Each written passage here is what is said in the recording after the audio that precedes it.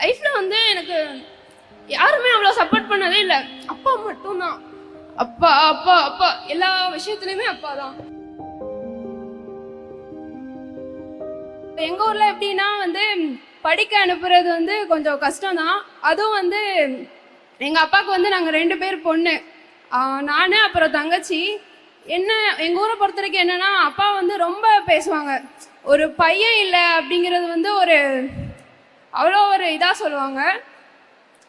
ஆனா எல்லாரும் சொல்லுவாங்க, எதுக்கு பொம்பளை பிள்ளைய படிக்க வச்சுட்டு படிச்சு என்ன ஆக போகுது அப்படிதான் சொல்லுவாங்க. ஆனா அப்பா வந்து அப்படிலாம் இல்லை. என் பொண்ணு வந்து அவ சொந்த காலில் நிக்கணும் அப்படின்னு சொல்லிட்டு என்னை படிக்க வச்சாங்க. அப்புறம் நான் படிச்சுட்டே இருந்தேன்.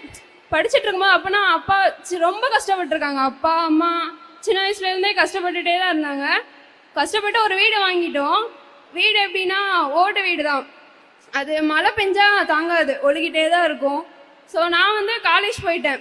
காலேஜ்க்கு வந்து ஹாஸ்டலில் படிச்சுட்டு இருந்தேன்.